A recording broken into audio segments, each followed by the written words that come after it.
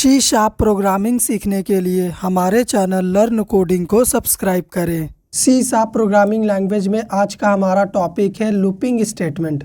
हम आपको इस वीडियो में बताएंगे लूपिंग स्टेटमेंट क्या होता है, कितने टाइप का होता है, इसका यूज़ क्या है, किस लिए इसे लाया गया था प्रोग्रामिंग लैंग्वेज में। लेकिन उससे पहले ये लूपिंग का मतलब क्या होता है आपको वो समझना चाहिए।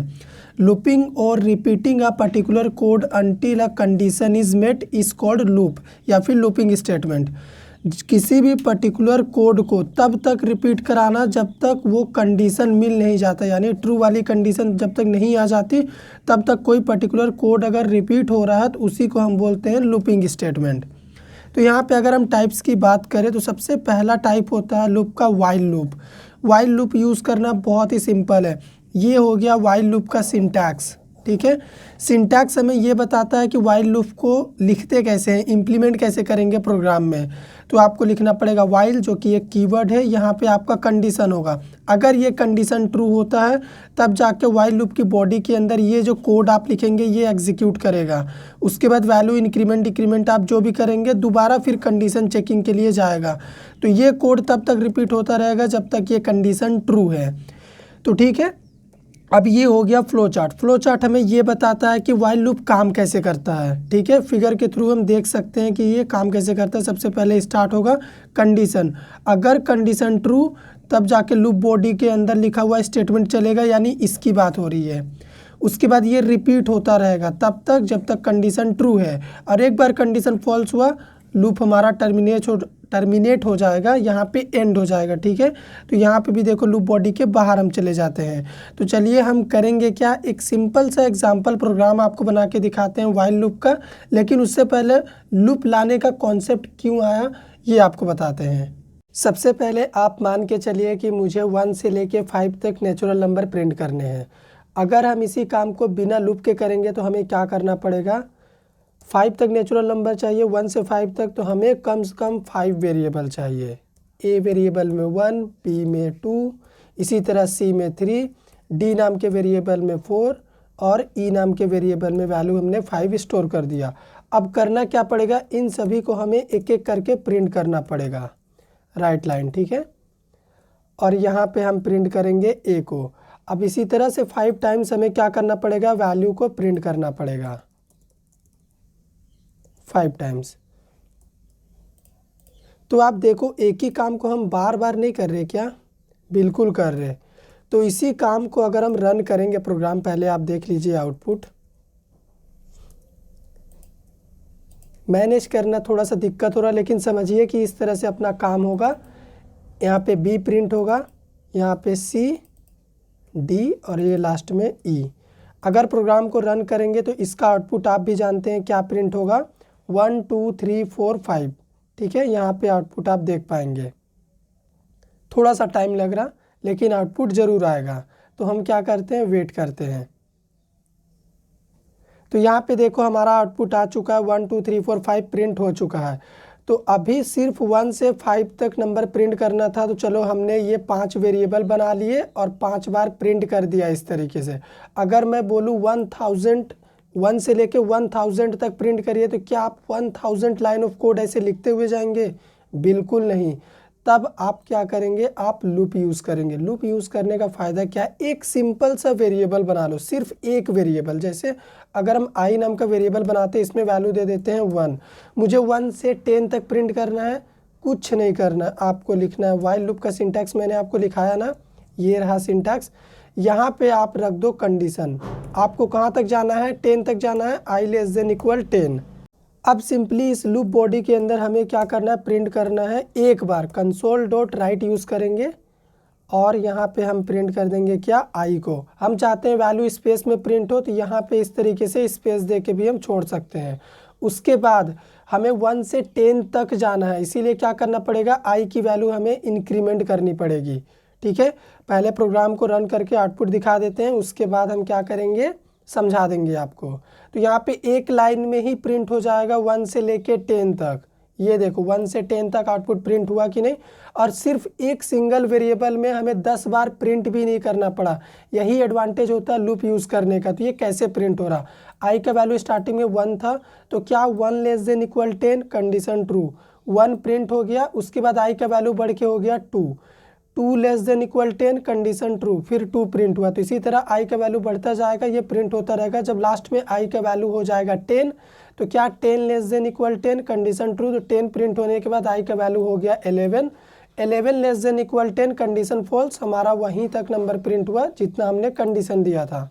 अगर आपको रिवर्स ऑर्डर में प्रिंट करना है तब आप क्या करेंगे, इस कंडीशन को ना उल्टा कर देंगे। यहाँ पे लिख दो, मान लो आपको 20 से लेके 1 तक प्रिंट करना है तो आई का वैल्यू 20 सेट कर दो और ये कंडीशन को ना आप उल्टा कर दो, ग्रेटर देन इक्वल 1 कर दो और आई की वैल्यू यहाँ पे माइनस माइनस कर दो। तो अभी 20 से लेके 1 तक नंबर प्रिंट होगा रिवर्स ऑर्डर में, ठीक है। पहले 20 आएगा फिर 19, इस तरीके से।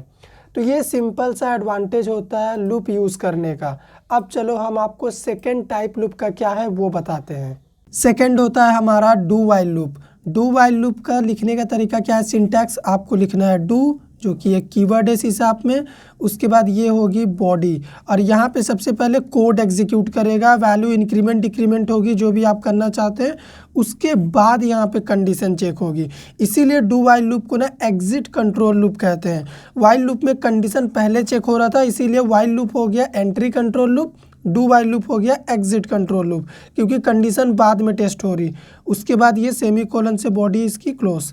यहाँ पे फ्लो चार्ट देख लो, स्टार्ट लूप बॉडी एग्जीक्यूट करेगा यानी ये वाला कोड चलेगा, फिर कंडीशन में आएगा, अगर कंडीशन ट्रू है तब जाके ये फिर से लूप बॉडी का कोड चलेगा, ठीक है। और मान लो कंडीशन फॉल्स हो गया, लूप स्टॉप हो जाएगा वहीं पे, आगे और कोड एग्जीक्यूट नहीं करेगा। तो चलिए इसका भी एक सिंपल सा एग्जांपल हम आपको शो करके दिखाते हैं। डू वाइल का प्रोग्राम कैसे इंप्लीमेंट करेंगे हम, बड़ा ही सिंपल है। वहाँ पे भी अपने पास मान के चलो एक वेरिएबल है, इसमें वैल्यू 1 है। सबसे पहले आपको लिखना है डू और ये होगा डू का बॉडी और यहाँ पे आपका आउटपुट प्रिंट होगा console.write और यहाँ पे आप क्या करो, आई को सिंपली प्रिंट कर दो। प्रिंट करने के बाद आप जो भी इंक्रीमेंट डिक्रीमेंट करना चाहते हैं, प्लस प्लस आई भी आप लिख सकते हैं, चाहे आई प्लस प्लस लिखो या फिर प्लस प्लस आई लिखो, काम सेम होगा। अब यहाँ पे आपका कंडीशन होगा वाइल, यहाँ पे आप मान लो कंडीशन दे देते हैं आई लेस देन 0, तो क्या आउटपुट आना चाहिए, कंडीशन फॉल्स है। प्रोग्राम को हम रन करते हैं तो यहाँ पे देखो प्रोग्राम अपना रन हो रहा, अभी आउटपुट क्या प्रिंट होना चाहिए, यहाँ पे देखो 1 प्रिंट हुआ है। कंडीशन फॉल्स होने के बावजूद भी आउटपुट आ गया, 1 प्रिंट हो गया। डू वाइल लूप की यही खासियत होती है कि आपको एक बार आउटपुट ज़रूर मिलेगा। क्यों? क्योंकि इसमें कंडीशन बाद में टेस्ट हो रहा है, पहले आउटपुट प्रिंट किया जा रहा। तो यहाँ पे देखो आई का वैल्यू 1 है, लूप बॉडी के अंदर आया, 1 प्रिंट हुआ, उसके बाद आई का वैल्यू बढ़ के क्या हो गया 2 हो गया। कंडीशन देखा 2 लेस देन 0, कंडीशन बाद में देख रहा, पहले प्रिंट हो गया। इसीलिए 1 प्रिंट होने के बाद यहाँ पे कंडीशन फॉल्स है, इसके आगे कोई वैल्यू प्रिंट नहीं हुआ। लेकिन मान लो मुझे 1 से 10 तक प्रिंट करना है, तब क्या करूँगा मैं, यहाँ पे लेस देन इक्वल 10 लिख दूंगा। तो अभी क्या होगा, 1 से लेके 10 तक प्रिंट होगा नंबर। किसी भी लूप का यूज़ आप रिपीटेड टास्क को परफॉर्म करने के लिए ही करेंगे। देखो 1 से लेके 10 तक प्रिंट हुआ है, स्पेस में प्रिंट नहीं हुआ क्योंकि अपन ने यहाँ पे कोई स्पेस अभी नहीं दिया है। तो ये सिंपल सा एग्जांपल हुआ हमारा डू वाइल लूप का। अब हम बात करते हैं type number 3 for loop. For loop use करना सभी लूप के मुकाबले सबसे आसान है, ठीक है। आपको लिखना है यहाँ पे फॉर, उसके बाद ये होगा आपका इनिशियलाइजेशन पार्ट, यहाँ पे आपका मतलब लूप का स्टार्टिंग पॉइंट होगा ये वैल्यू, और ये जो कंडीशन आप सेट करेंगे ना ये लूप का एंडिंग पॉइंट होगा। उसके बाद अगर ये कंडीशन ट्रू होता है तब जाके ये लूप के अंदर लिखा ये वाला जो स्टेटमेंट है ये एग्जीक्यूट करेगा, ठीक है। फिर एग्जीक्यूट करने के बाद स्टेटमेंट यहाँ पे वैल्यू इंक्रीमेंट डिक्रीमेंट के लिए चेक होगा, फिर अगर ये वैल्यू जो भी इंक्रीमेंट डिक्रीमेंट हुआ कंडीशन के लिए आएगा, फिर कंडीशन ट्रू, फिर जाके ये स्टेटमेंट चलेगा, फिर वैल्यू इंक्रीज डिक्रीज होगा। यानी सबसे पहले इनिशियलाइजेशन लूप का स्टार्टिंग पॉइंट, दूसरा हो गया कंडीशन, तीसरा हो गया आपका ये स्टेटमेंट, चौथा हो गया आपका ये क्या इंक्रीमेंट डिक्रीमेंट।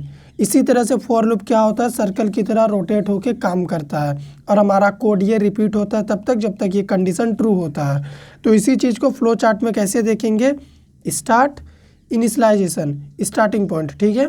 उसके बाद कंडीशन जो कि लूप का एंडिंग पॉइंट होता है, अगर ये कंडीशन ट्रू है इसका मतलब लूप बॉडी के अंदर लिखा हुआ कोड चलेगा, फिर वैल्यू इंक्रीमेंट डिक्रीमेंट होगी, फिर क्या होगा, कंडीशन चेक होने के लिए जाएगा। अगर कंडीशन अभी भी ट्रू है फिर ये सेम चीज़ रिपीट होता रहेगा, ठीक है, इस तरह से सर्कल के फॉर्म में। लेकिन अगर मान लो एक बार कंडीशन फॉल्स हो गई फिर क्या होगा, लूप टर्मिनेट कर जाएगा, एंड हो जाएगा वहीं पे। तो चलिए इसका भी एक सिंपल सा प्रैक्टिकल प्रोग्राम हम आपको शो करके दिखाते हैं। अब फॉर लूप का एग्जांपल हम कैसे शो करेंगे। सिंटैक्स मैंने आपको बताया, आपको लिखना है फॉर, और ये हो गया लूप की बॉडी। सिंटैक्स आपके सामने आ गया।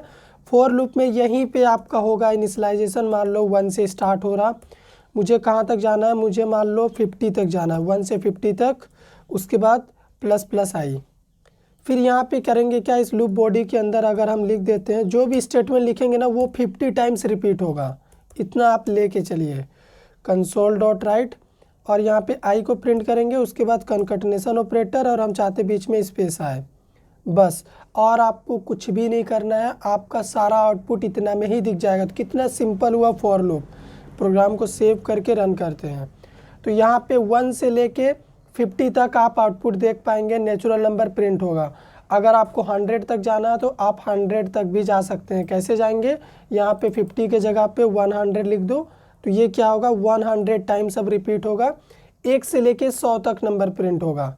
ये देखो प्रिंट हुआ कि नहीं। तो इस तरीके से आप किसी भी रिपीटेड काम को बहुत ही आसानी से कर सकते हैं। देखो 100 बार ये वाला कोड एग्जीक्यूट हुआ, लेकिन हमें पता तक नहीं चला। कितना जल्दी एग्जीक्यूट हुआ, कितना कम लाइन ऑफ कोड में हमने ये काम कर दिखाया। अब चलो हम आपको टाइप नंबर 4 लूप का क्या है वो दिखाते हैं। अब मैं बात करूंगा फॉर ईच लूप के बारे में कि ये क्या होता है।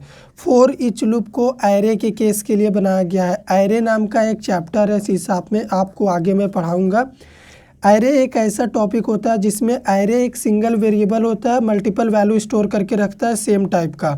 तो अगर कोई सिंगल वेरिएबल सेम टाइप का मल्टीपल वैल्यू रखा हुआ है तो उस वैल्यू को फेच करने के लिए फॉर ईच लूप हम यूज़ करते हैं। तो आप फॉर ईच लूप का सिंटैक्स कैसे लिखेंगे, सबसे पहले यहाँ पे आपका टाइप होगा डेटा टाइप, उसके बाद वेरिएबल नेम होगा, फिर आपको लिखना है इन, ठीक है, यहाँ पे ये इन है। उसके बाद एरे वेरिएबल का नेम, उसके बाद ये एरे वेरिएबल से एक एक करके वैल्यू इस लूप वाले वेरिएबल वैर में आएगा, और यहाँ पे स्टेटमेंट में वो वैल्यू आप प्रिंट कर सकते हैं।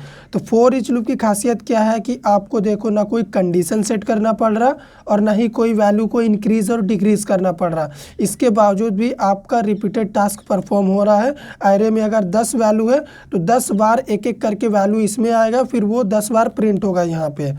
तो इसका भी चलिए सिंपल सा प्रैक्टिकल प्रोग्राम हम आपको दिखाते हैं कि कैसे बनेगा।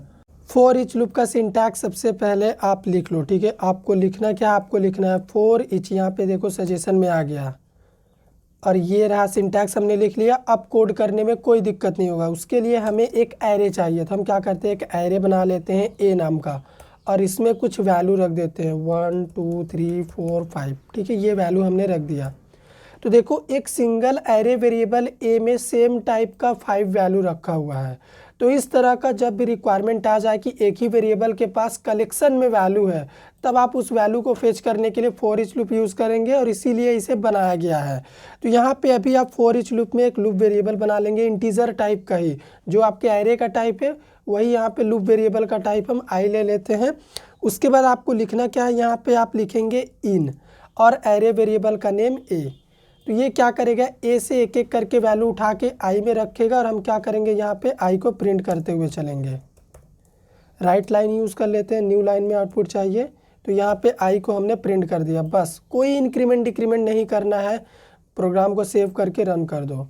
तो यहाँ पे आप आउटपुट देख पाएंगे। एक एरर आ चुका है, एरर इसलिए आया है क्योंकि शायद हमने एरे का सिंटैक्स गलत लिख दिया है। इस तरह से हो सकता है, लिखते हैं उस हिसाब में। अभी देखते हैं, तो यहाँ पे अभी लगता है कि रन कर जाएगा। बिल्कुल यहाँ पे आउटपुट आ चुका है, 1 से लेके 5 तक हमारा नेचुरल नंबर प्रिंट हो चुका है। इसका मतलब ये फॉर ईच लूप भी 5 टाइम्स एग्जीक्यूट हुआ है। तो इस वीडियो में हमने आपको लूपिंग स्टेटमेंट का सारा कॉन्सेप्ट समझाया, जो कि कंट्रोल फ्लो स्टेटमेंट का टाइप नंबर 2 होता है। इससे पहले हमने कंडीशनल स्टेटमेंट आपको पढ़ाया था। अगर आपने वीडियो नहीं देखा है तो आई बटन में ऊपर आपको वीडियो मिल जाएगा, उसे जाके ज़रूर देखें। ये वीडियो पसंद आया हो तो लाइक करिए, शेयर करिए, चैनल को सब्सक्राइब कर दीजिए।